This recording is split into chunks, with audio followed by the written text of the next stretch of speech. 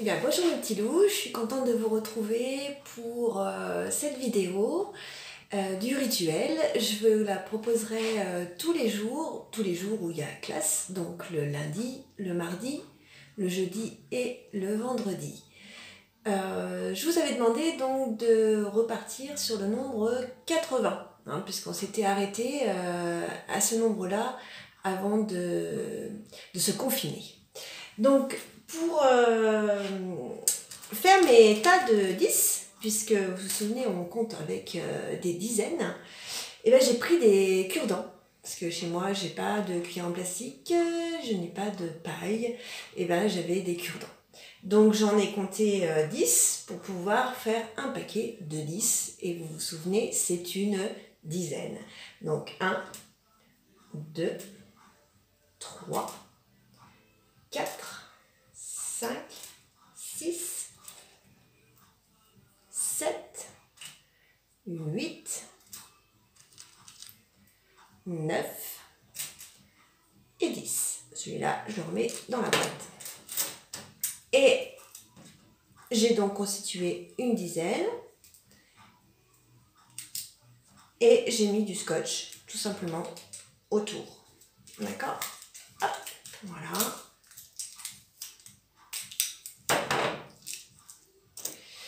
Et ben, combien il y a de dizaines dans 80 ? Le nombre 80, il s'écrit, vous vous souvenez, avec un 8 et un 0. Ça, c'est 80. Les unités et les dizaines. Eh bien oui, il y a 8 dizaines dans 80. Donc, je prends 8 paquets de 10 pour faire 80. Donc, 1, 2, 3, 4, 5, 6, 7, 8, et je m'arrête. J'en ai en plus, je m'arrête. Donc 8 paquets de 10, ça fait donc 80. Et j'ai mis ici les centaines, les dizaines et les unités. Et bien mes 8 paquets de 10, je les mets dans les dizaines. 8 dizaines.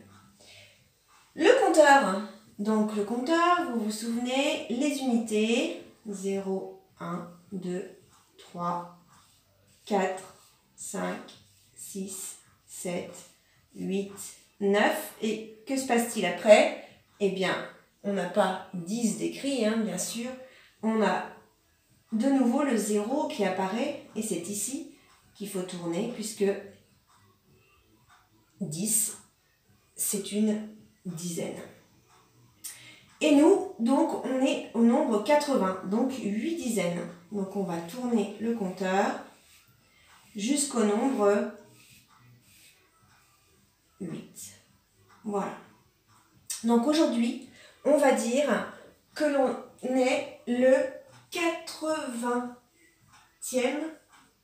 jour d'école. C'est à celui-là qu'on s'était arrêté. On écrit 80, donc Q, U, A, T, R, E, pour 4, 20, V, I, N, G et T. Et comme il y en a 4, eh bien on mettra un S à 20. 80. On l'a dit tout à l'heure, 80 c'est 8 dizaines. Est-ce qu'on a des unités ici ? Non. Donc, on aura 0 et on aura tout simplement 80. 80 plus 0, ben oui, ça fait 80. Dans tout ça, on n'a pas dit quel jour nous sommes aujourd'hui. Et bien peut-être que ce matin, vous avez demandé à vos parents quel jour nous sommes. Oui, ils sont sûrement répondus. Nous sommes lundi 30 mars. Alors j'ai un tout petit tableau, alors je ne peux pas écrire, hein, mais l'année c'est 2020. D'accord? Vous vous souvenez, la date en abrégé? Donc ici c'est le jour, c'est 30. Ici c'est le mois de mars. Janvier, février, mars, c'est le troisième jour, le troisième mois de l'année. Donc ça sera 03. Et l'année, eh ben, c'est 2020. Alors, je vais maintenant vous aider à remplir donc la fiche que je vous ai soit donnée, soit envoyée par mail. Donc, elle comporte plusieurs parties. On a d'abord le nombre. On écrit le nombre 80, comme je vous ai montré tout à l'heure. C'est 8 dizaines et 0 unité. Ensuite, on va écrire la date en haut en abrégé. Donc, comme je vous l'ai montré ici, 30 mars 2020. Et c'est notre 80e jour d'école. 80e, et on écrit E-M-E.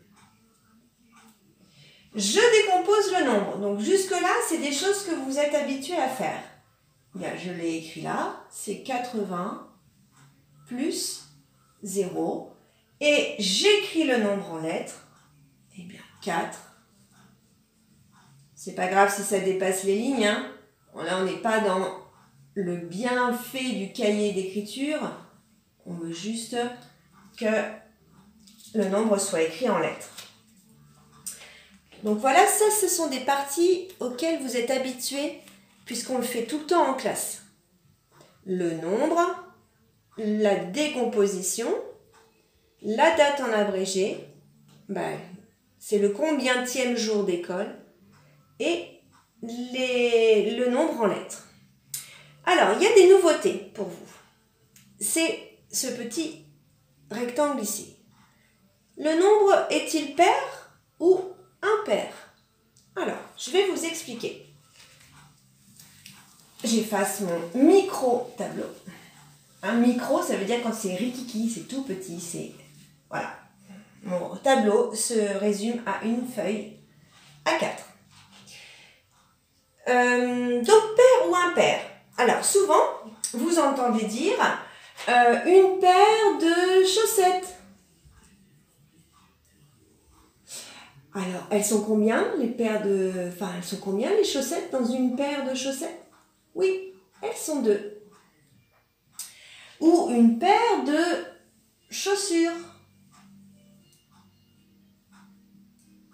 Elles sont combien les chaussures? Elles sont 2.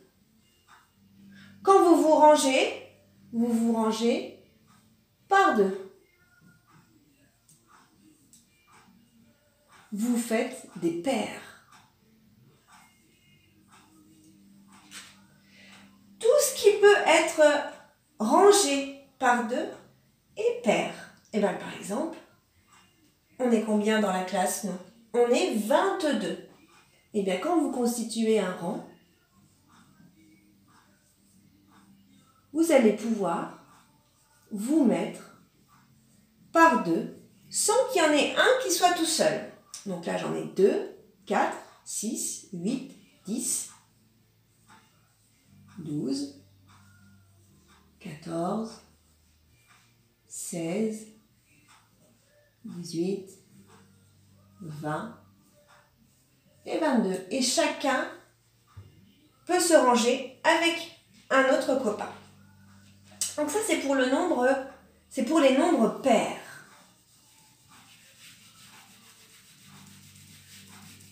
Et à l'inverse,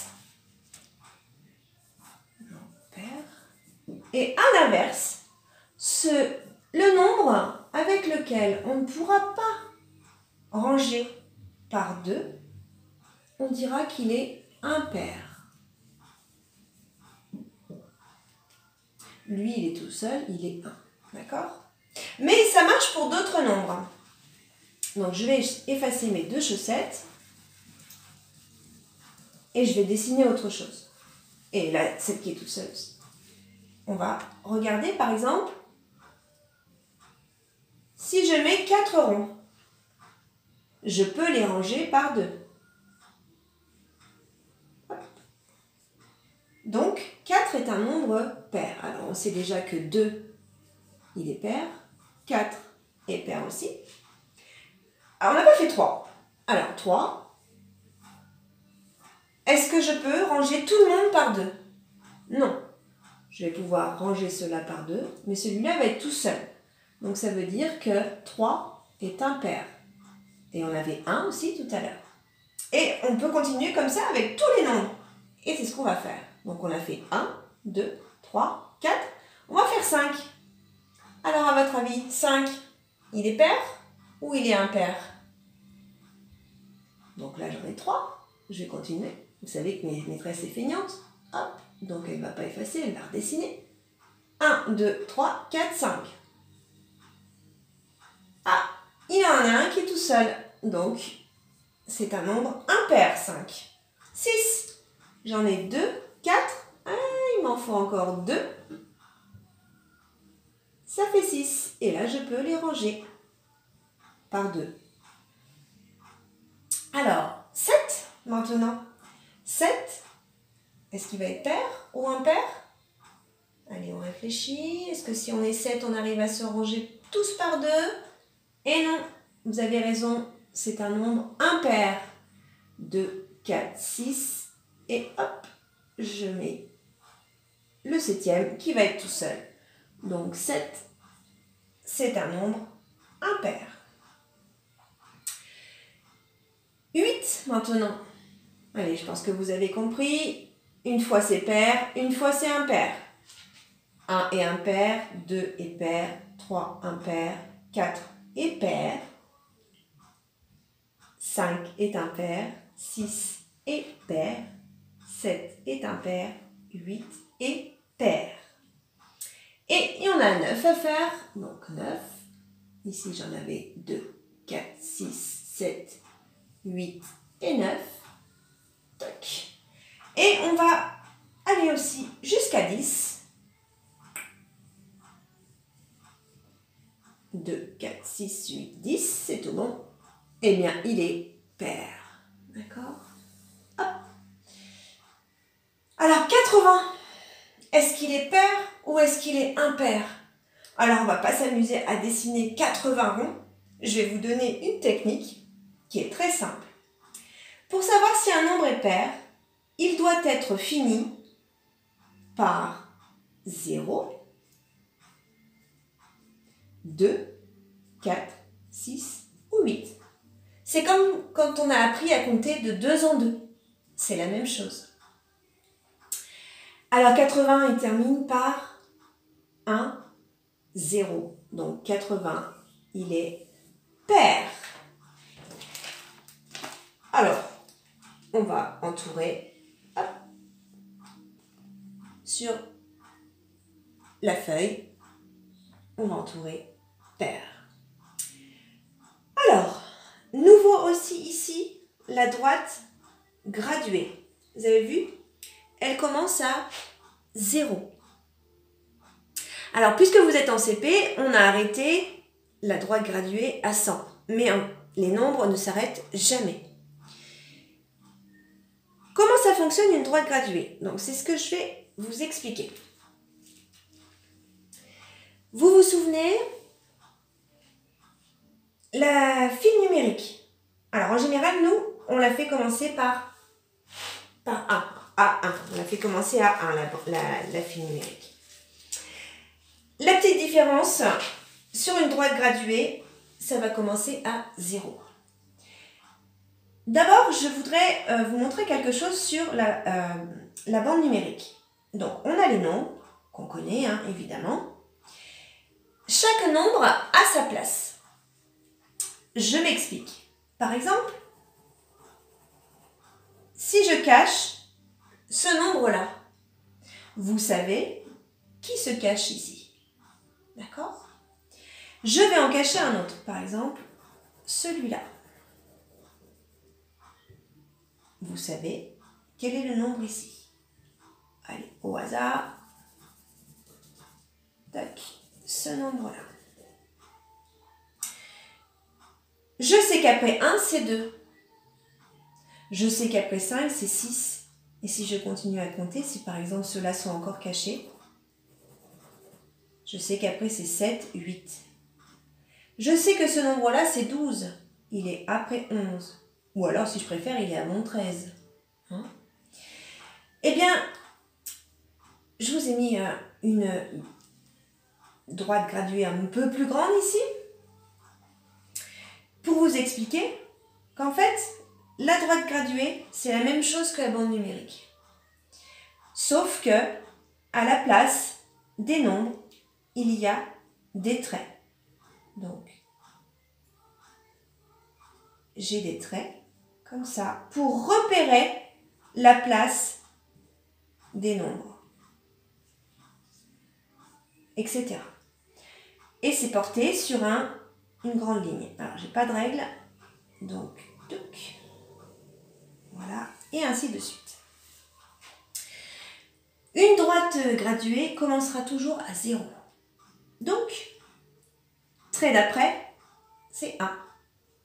Trait d'après, 2, 3, 4, 5. Ah, on nous a repéré le nombre 5. Ben oui, pour aller plus vite. Si, admettons, je sais que je dois placer 8, hein, le petit ballon là, hop, ça sera 8. Et ben je vais compter à partir de 5. 5, 6, 7, 8. C'est ici, hop, ça, c'est 8. Je dois placer le nombre 12.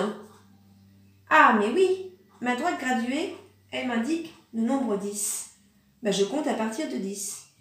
10, 11, 12. Hop. Cette droite graduée-là, elle est graduée de 5 en 5. 0, 5, 10, 15, 20. Et on peut aller encore plus loin. La nôtre, regardez, sur cette feuille, elle est graduée de 10 en 10. 10, 20, 30, 40, 50, 60, 70, 80, 90 et 100. Et si on continuait, 110, 120, 130, etc. Et on nous rend les choses un peu plus faciles avec ce trait-là qui est un petit peu différent des autres. Hein, regardez bien sur votre feuille. Il est un peu différent des autres, il est un peu plus gras. Ben, c'est quel nombre? Ben, je compte mes traits. 1, 2, 3, 4, 5. En réalité, c'est la place du 5 ici. Bon, aujourd'hui, c'est assez facile puisque c'est le nombre 80. Et le nombre 80, ben, il est déjà là. Voilà. Et pour repérer un nombre sur une droite graduée, eh bien, tout simplement, alors on ne va pas entourer comme j'ai fait, hein, on va repasser sur le trait. Et c'est la place du nombre d'aujourd'hui. Ensuite, ici, j'encadre le nombre. Alors, vous voyez, vous lisez nombre du jour. Ben, on l'écrit. 80. Nombre précédent, c'est-à-dire celui qui est juste avant. Donc, c'est-à-dire aussi sur la droite graduée, le trait qui est avant. Ah, je sais plus, mince. Je me rappelle plus non plus de celui-là, comment il s'appelle. Ah, mais celui-là, je le connais. Eh bien, je compte. 60, 61, 62, 63, 64, 65, 66, 67, 68, 69, 70. Ah oui, 70, c'est celui qu'on a le droit de dire 10. Et on continue 71, 72, 73, 74, 75, 76, 77, 78 et 79. Donc le nombre juste avant 80, c'est 79. Le nombre suivant, c'est le nombre qui est après. Après 80, c'est 81. Et cette fois-ci, on me parle de la dizaine précédente. Les dizaines, c'est ça, hein? C'est 10, 20, 30, 40, 50, 60, 70, 80, 90, 100. La dizaine avant 80, c'est 70. La dizaine après 80, c'est 90. Voilà. Dans la tirelire, je vous prépare une autre séance pour ça, hein, pour la monnaie. Et puis je dessine, vous dessinez ce que vous voulez.